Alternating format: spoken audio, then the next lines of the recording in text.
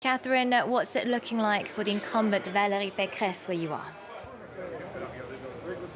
Well, they're in celebratory mood here at Valerie Pecresse's election campaign headquarters. Just in the last few moments, actually, we've heard applause, cheering, and seen the candidate herself at the window of this Parisian building in the 8th arrondissement of the capital. So they seem like they're celebrating, seeming confident that she's going to win another term as the head of the Greater Paris region.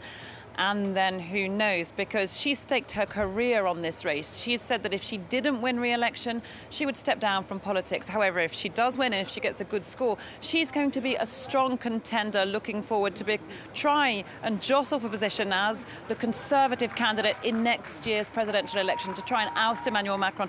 I don't know if you can hear some of those cheers continuing from the windows here upstairs behind me. So they're feeling very buoyant. They were telling us that they felt confident earlier that they were going to beat their nearest rivals, which was an alliance of Green, Socialist and far-left politicians. And judging by the noise here, they clearly think they've done so. But we'll have to wait and see till those official results come through.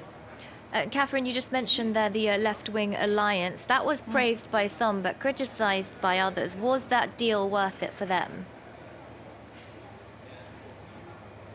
Well, they scored individually, those parties, they scored around 20% less, each of them, than Valerie Pecresse, the Conservative candidate here. So the only logical response really was to try and form some alliance. So here in the Greater Paris region, the Greens, the Socialist Party and the far-left France Unbowed Party came together, those three candidates, and got behind the one who came out on top, who was the Green candidate, Julien Bayou.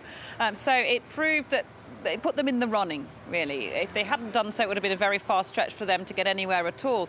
The big question is now, can France's notoriously divided left-wing parties reproduce any such alliance in the presidential election? Because in recent presidential votes, they haven't even got into the second round of voting because they've been so divided between various factions from the far left through to the moderate left, through to the Green Party, that they've split the vote and not managed to cross the threshold. So they managed to put their differences behind them in the Greater Paris region. Doesn't seem like it's paid off, but we'll have to wait and see what their score was.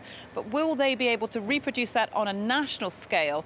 It's looking tricky, because the far-left candidate, Jean-Luc Mélenchon, remember him from previous presidential votes, he's already said he's definitely going to be a candidate in 2022, so not waiting for any kind of alliance negotiations there. All right, Catherine Norris Trent, thank you so much. Reporting there from Paris.